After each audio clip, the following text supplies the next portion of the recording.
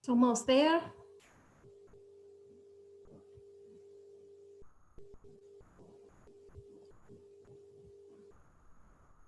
Almost there. Okay, Peggy, we are live. All right. Okay, this is the policy committee meeting, and I think we have to take roll call so that the public knows who's here. So if we could each introduce ourselves. I'm Peggy Kellen, school board member. Ed Slowshower, school board trustee. John Lumia, board president. Morning, Dwight Bong, deputy superintendent. Alberta Alberta? Pedro, district clerk. Okay, thank you. All right, the only issue on the agenda today is cell phone use in the schools. And pretty much, I think it's basically in the high schools, since we were all agreed that the children should not have them in either the elementary schools or the junior highs. So where we left off, Alberta, can you put up on the screen the cell phone policy as far as we have gotten with it? Okay, let me try. Okay, thank you. We had been looking at the Rhinebeck School District policy, and there was discussion that we wanted some more modifications before adopting it ourselves.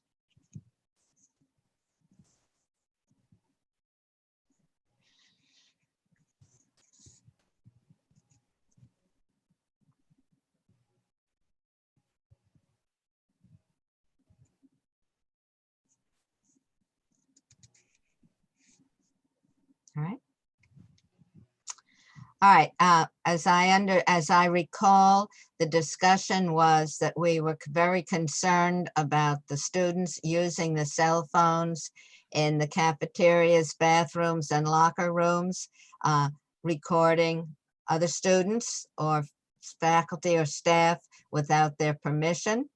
And that basically, although we're saying they cannot use them without express written consent, it was felt that if they have them, how can we really see that they're doing that? So any discussion on it, comments, what you might feel is important to I add? have some. I mean, we have to have language in the policy and within the code specific for non-usage in the locker rooms. I mean, look, enforcing some of these things, it's difficult, but we have to have a baseline, and kids have to understand, because if you have a policy and it doesn't specifically say cafeteria or locker room or whatever, they're going to say, well, that's not in the policy. Policy said it doesn't say I can't use the phone in the cafeteria or the locker room. So I think we have to make sure the language indicates all of the designated areas where the students are, where it's prohibited. The other thing we have to take into consideration, and look, even on the buses, but we're not going to force bus drivers or anybody to enforce that because it's not their job. So what we're trying to do is minimize what's been going on and the complaints that we've been receiving, where students have been videotaping other students and then taking that footage, putting it on social media. And unfortunately, this is the 21st century version of bullying. And although we're not going to eliminate this completely, we do have to have some measures in place, okay, to minimize this, because some of the things that are going on, okay, especially in the locker rooms, and I don't need to get specific, but just by using the word locker room, I think people understand what I'm talking about. This behavior can't continue, and we're not allowed to have any cameras or anything in there. So, that becomes a challenge for the district to monitor, and oversee those types of things. What we also have to consider is, are we going to allow usage in the cafeteria? Because during lunch, because this also happens where videotaping is being taken place without other students' knowledge. And again, that footage is being used on social media, texting, and other things as a form of quote unquote cyberbullying. So I think we have to address all of the specific areas, and then what the potential ramifications will be. And the other thing I think we should address, because there is language in there where if a student is using the phone in the classroom, without the permission, with the permission of the teacher. If we're going to eliminate usage, I can't really see the need for that, other than what we had asked for with regards to IEPs, 504s, and specific requirements for special ed students. And then we also have to make sure when substitutes come in, they don't just give out an assignment and say, yeah, as soon as you're done with the assignment, yeah, you can go on your phones, which does happen. Yes. Now, obviously, just based on the language, we're not telling kids not to bring your phone, because God forbid if there's an emergency, you know, we want to be prepared for that as well. But the phone needs to be put away, you know, in their pocket, turned off, whatever, in their bag, turned off, and so forth. So I just think we need to make sure we cover all of those bases. And look, this could be a trial and error. Hopefully, if kids are not abusing the cell phone, then possibly down the road, either this board or future boards could amend the policy, because we do have to stay, you know, in line with where technology and things of that are going. But right now, it's being abused by students, and we need to put a stop to it. And hopefully they'll learn their lesson, and, you know, we can figure out moving forward. Do we loosen the policy a little bit to allow kids to have some usage for assignments and whatever, depending on how curriculum is going to be driven, you know, moving forward in the future. But right now, this is a problem in the district.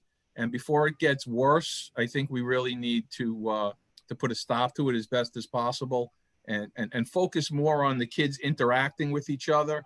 Okay, actual having conversations with each other over lunch, and when they're hopefully back sitting at a table sometime soon. You know, getting text messages. And believe me, I get text messages during the day, which are ridiculous. And unfortunately, you know, I don't need to, what's for dinner? You know, parents are reaching out to their kids during the day. And unfortunately, some parents are just as bad as the kids. I don't understand why you need to text your kid during the day to ask them a question.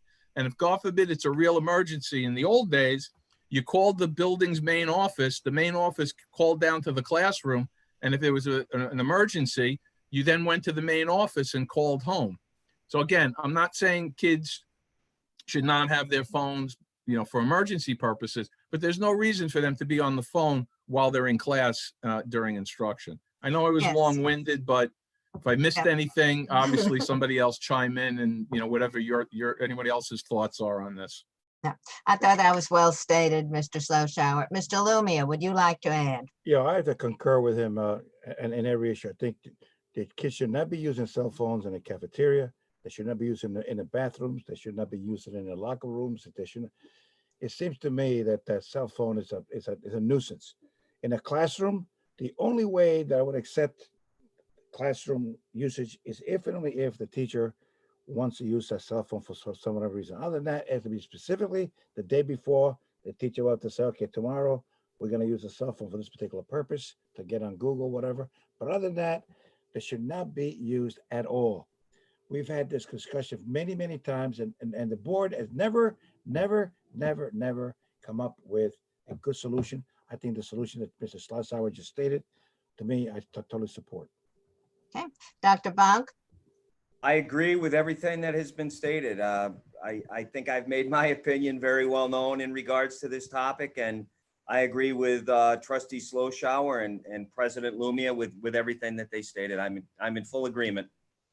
Okay, I am also, I concur. Would someone like to come up with specific wording that we can put down so that we can pass this on, approve it, and pass it on to the Code of Conduct Committee? I just want to just chime in one thing. Was everyone okay with the language that was provided from the attorney and from Assistant Superintendent Zip with regards to the special education? Because we do need to have that specific language in there, I believe, as well. Even though it's kind of a given, I would feel more comfortable that we specifically have that in writing in the policy. All right, we could put that in. Mr. Zip and the attorneys felt it was already covered because IEPs would overrule this anyway. But if we could have a sentence to that effect, would someone like to give us some wording of what that we would like to put in? Someplace in the policy said no cell phones can be used in the following specified areas. I don't see that as one statement at all. Okay, well, perhaps we need to to enumerate the areas, bathrooms, locker rooms, cafeteria, hallways, Always. classrooms, or any other, would someone like to put some wording together? Well, we're also going to have to include, and I know this has also sometimes been an issue during gym class. Gym Right, class. gym Kids class. kids are also. outside. And then Right. sports, and doing it, absolutely. And football Definitely. field, doing, And Definitely. also that substitutes will not permitted either, to some effect. Would, Dr. Bonk, Sure. can you suggest some wording that we could use? Yeah, I think we could put something in that cell phone use is not permitted in the following areas and then list the areas. Or you could simply say that cell phone use is not permitted in any common areas as well as the following areas. When you're talking about common areas, obviously you're talking about hallways, you're talking about Right. cafeteria. But I think we could also, right, Albert, I think Albert's Thank doing it you. right. Bathrooms, Locker rooms, bathrooms, gym, Cafeteria. auditorium, auditorium, cafeteria. classrooms, absolutely. We have hallways there. hallways we need to add. Right. Yes. You could all, Alberta, what you might want to say is cell phone use is not permitted in any common areas. Including, Correct. Yeah. Which include, great. So I think now we can list the areas of concern. Locker Right. rooms, definitely. Bathrooms, definitely. Cafeteria, definitely. Gym class, definitely. Hallways, definitely. Classrooms, Well, that's, again, that's, but classroom in parentheses at the discretion of the teacher. but then that'll allow substitutes to say, oh, take out your cell phones. Classrooms at, except for planned lessons. what I would say, if you want to put that in the first of all, I agree with that exactly, that cell phone should not be used in classes, unless at the discretion of the teacher. Okay, Far as- Instructional purposes. yes, that's Correct. good. Correct. And in my opinion, it's up to the administration to ensure that that's enforced. Right, So that in the event that there is a substitute teacher who will be going in there, and they need to be made aware that cell phone usage, unless it's something that is required by the teacher that they're filling in for due to some type of an instructional lesson, is prohibited. It is not permitted in the event that someone displays a cell phone or attempts to use that.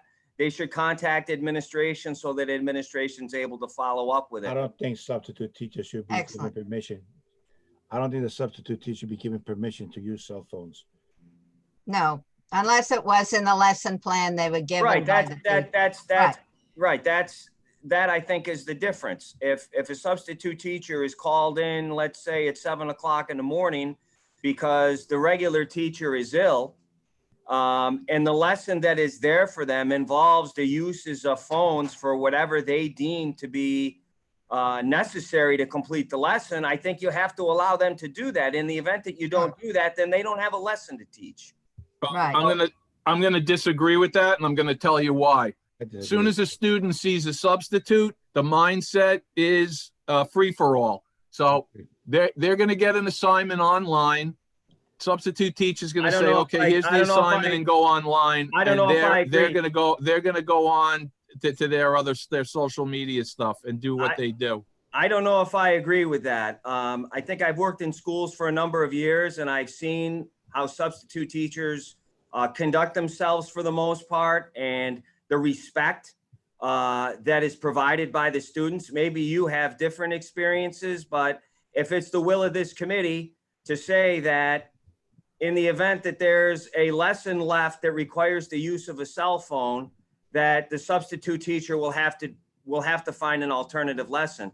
I can tell you that if they're called, as sometimes they are, a half hour before school starts and they have a first period class, I think the concern would be more that they would be sitting in a class without a lesson, not learning anything, as opposed to questioning whether or not the substitute teacher has the ability to carry out the lesson that they were interviewed for and hired for by the school district. Well, I agree perhaps with if that's Dr. my- Bond because I've substitute taught, and believe me that, ask any of the ask any of the teachers I substituted for, the students I had, and believe me, we follow the teacher's plans. We have the lesson, and I always told them, whoever has the stricter rules, your regular teacher or me, that's the one we follow. So don't dispute it unless your teacher has a stricter rule. And that ends that.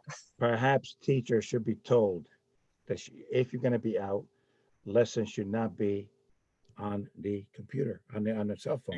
You should have an emergency lesson plans, That's right. but I don't know. Okay. What so do I you know? I'm have- not a teacher. So you have an emergency lesson plan, which is a standard lesson plan in the event that you're ill. It generally would be because you don't necessarily know when you're going to be ill. You could be driving to work in the morning and for whatever reason, you don't make it into the building. That Right. happens. Mhm. So Yeah. so what you have there is an emergency lesson plan that every teacher is required to have. Generally, it's a review lesson because to disseminate new material on a day that you may not be there, it's basically a review lesson. So if we're talking about having rigorous instruction and having the kids on task when a substitute teacher is there, I think you need to allow them to carry out the lesson that is prepared by the teacher. But again, that's my take on it. We have building principals. In our larger schools, we have assistant principals. They are responsible for monitoring and overseeing what is going on in those classrooms during the course of the day. And if it comes to their attention that that's not what's happening, then they have the ability and would be required to follow up with that teacher and have a conversation with them as to what their expectation is for that classroom for the remainder of the day. But again, I agree with that. I agree I'll with leave it Dr. up to Bond.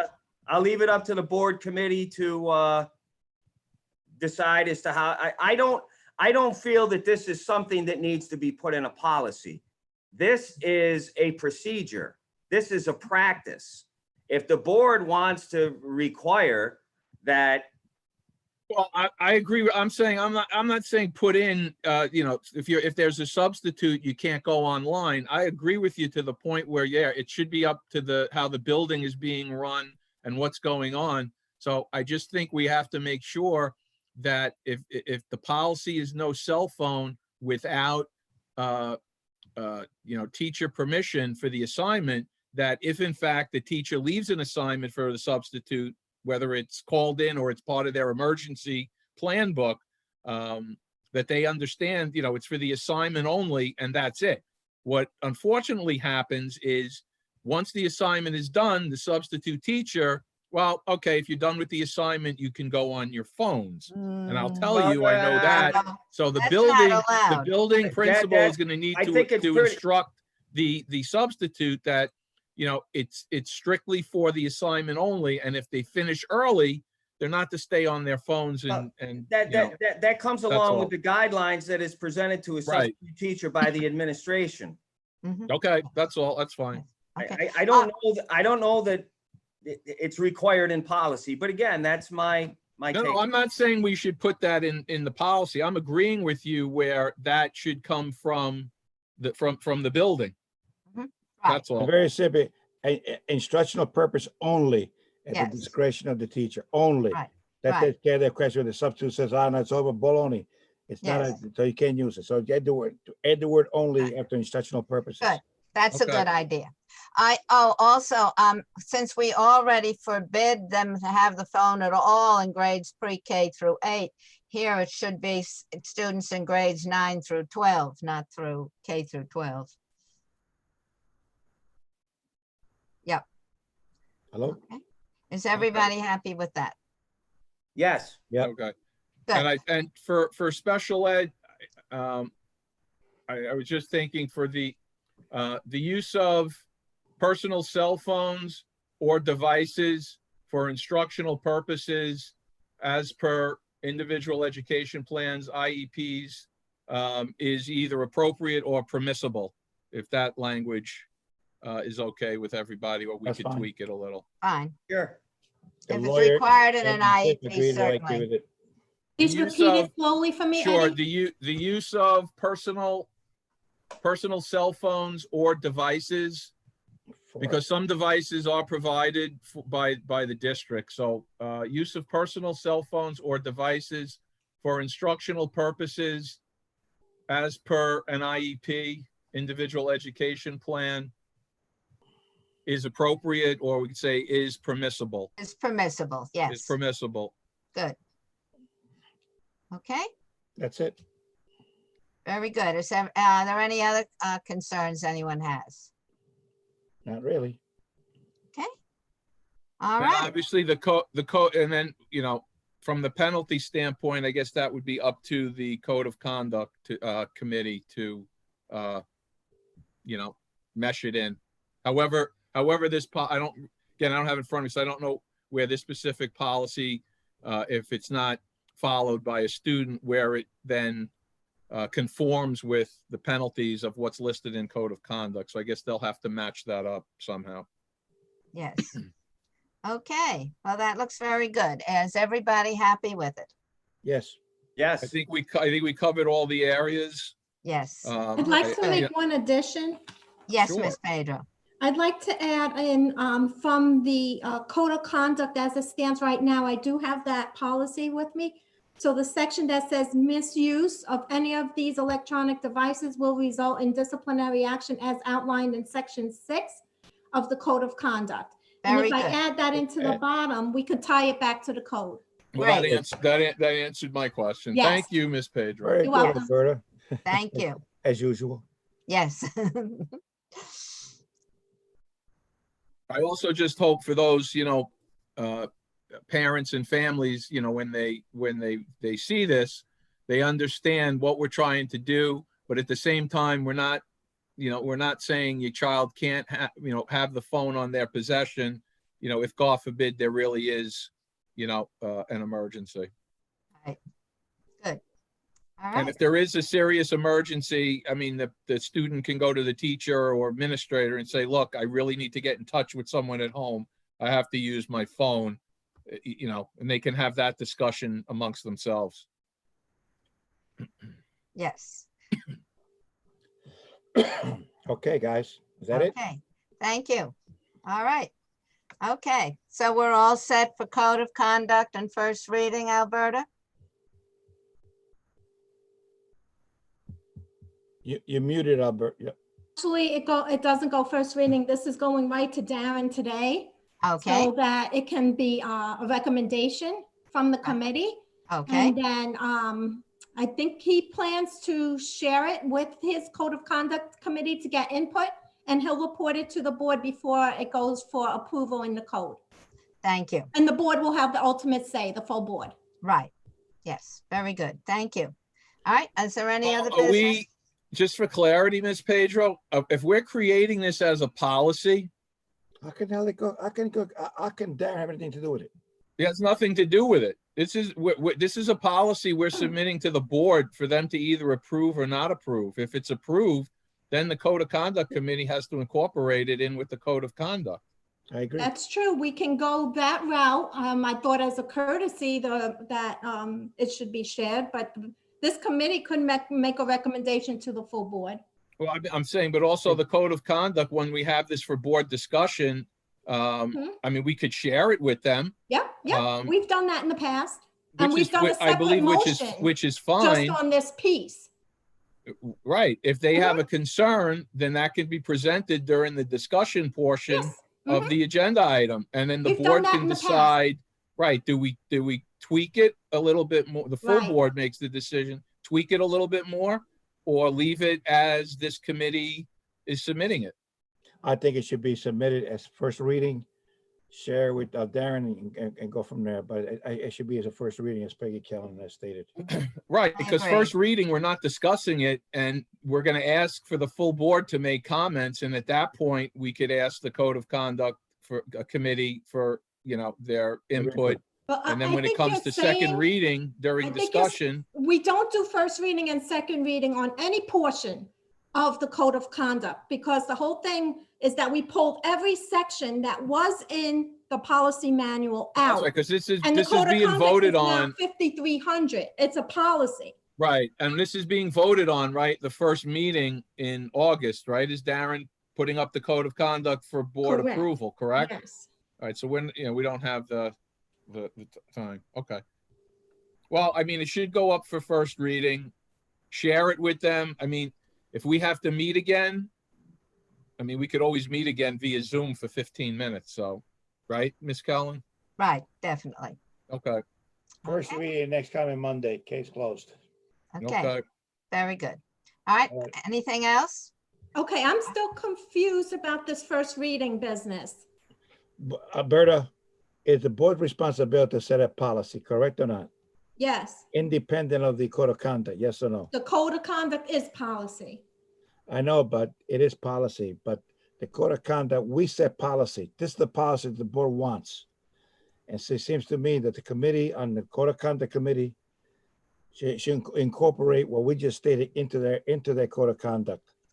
Okay, but I'm not saying that. I'm talking about the technicality of having an item on first read for a policy that does not exist right now because it's part of a bigger policy, 5,300.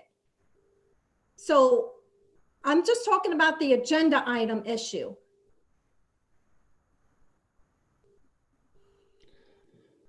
What do you think about that, Peggy? You got more Does the experience board than- have to approve the policy first before it gets incorporated in with the code of conduct? No, and that's what I'm saying. So then So this it's, is a recommendation now for us to give, just like the code of conduct is open now for 30 days for recommendation. The policy committee is making a formal recommendation for the code of conduct Well, for the board. Suppose the code of conduct committee says, no, we don't like this. They don't have a say so. It goes to the full board at this point. So your decision really right now is, do I give it straight to, do you even want the committee's input? If you don't, I give it straight to Darren as a recommendation and it goes before the full board. I would say, go to Darren, go to the full board. is that all right with everyone? Yeah, I don't, yeah, Are you I mean, all right with that? unfortunately, as I said earlier in my opening comment, we have to take a strict position on this. There really can't be, I mean, look, this policy can always evolve and change moving forward. But right now, there's a serious problem with cell phone use in the buildings. When things that I outlined earlier, we discussed in our meetings before, shutting down. And we have to figure out a way for everyone to understand that this behavior will not be tolerated. So yeah, it's kind of like dropping the hammer, and really until things improve, we're not going to consider loosening things up a little bit until the behavior of everybody, improves. To me, this is an abuse. The cell phone has become, unfortunately, in society. And look, we're not going to get rid of it, but when you're in school for school. You're not in school to be on your phone, okay? And to check your streaks and to update your status in between classes or getting the pass to the bathroom to do that. I'm sorry. Call me old fashioned, but okay, I want my kid and every other kid to get the best possible education without distractions. And we also have situations, okay, where parents still to this day, even junior high and high school, have their kids on limitations on what they can and cannot do with their cell phone in their personal lives as well. And some parents are not thrilled about all the cell phone usage. Okay. And Yes, this, I I just think think we're all in causes, agreement with you. yeah, look, there's no I real think answer to this, but we have to just somehow focus on with all the other distractions going on, and now even more distractions going on in the world right now. We need to focus on classroom instruction. And then as things evolve and whatever, as I said, this board or future boards and future committees can tweak, make changes and so forth. okay, this isn't, it's not like it's a law that can never be changed. Well, So- we're all in agreement. I think my only question now is the technicality of how to affect it. And Alberta's saying if we send it to Darren, it'll be put in the code of conduct. Is that correct for the board's approval? Is that correct, Alberta? Alberta? Yeah, so, and we've done this, I think, the last code of conduct. I usually put like a motion for the board to discuss this particular addition to code of conduct, and then the board would vote on it, and then they approve the whole entire code of conduct with the either as amended or stated. Look, I just think, we want to share it with the committee, that's fine. So they're not, quote unquote blindsided with what this committee is submitting to the full board for I approval. can't hear you. But I think this should go to the board for discussion and a vote. But it would be, if it's part of the code of, submitted as part of the code of conduct, it will be discussed by the board before we approve the code of conduct. Mhm, Isn't that correct, Yes. Alberta? mhm. Right, it would be a discussion item, right, Ms. Mhm. Pedro, for the Yes. for the August 3rd, is it August 3rd? The Yes, first I think meeting in so. August. Yeah, Yes. Okay, so obviously, this should be the agenda Yep. item prior to a code of conduct vote then. Just, yep, I guess, when you guys do agenda setting, just make it, Yep. that this becomes a conversation first before code of conduct is voted on. Do you want the input from code of conduct committee?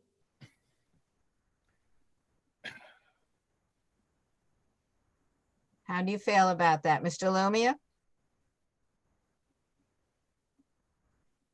No, personally, this is a policy committee meeting, and we ultimately are the ones who set policy.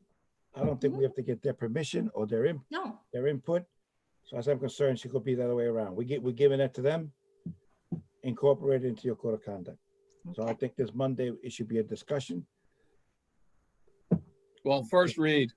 first read, and then go from there. All right, is that all right with everyone else? Pedro? Dr. Bach, Mrs. Pedro? I think that's a bunk went to a meeting. Oh, yes, he had to leave. So is that all right, Mrs. Pedro? Berta? that's what you want to do, if you want it as a discussion item. Uh, But I'm not going to call it first reading. Okay, well, I if could it's add it a- as a discussion item for Monday's meeting. well, if it's a discussion item, then shouldn't it really be when we're approving the code of conduct Yes, rather than this meeting? that's what I was suggesting. Okay. Are you all We right with have that, Mr. Lumia? Are we required, Ms. Pedro, to have a first reading? And then, No, because this is part of the code of conduct. The code of conduct has to have the public hearing. It's a whole different, okay, so Set it's of- not you like know what I it's mean? not like a normal when we revise a Right, policy and we submit it right. for first reading. Okay, I get it Right. now. I got you. Okay. Okay, all right. Is that all right with everyone? That's fine. Okay, Yeah, that's fine. all right, okay, okay, so I'll have it on August 3rd as a separate item before the code is approved. okay, all right. All right, are we all right? Do we have a motion to adjourn? I make a motion to adjourn. Okay, Second, okay. Me, all in favor? all in favor? Okay, all right, that's everybody. Okay, thank you very much, everyone. Thank All you, right, Ms. everybody have a Pedro. enjoy the rest of the day. Have a You nice too. day, all. Hey, Lopez.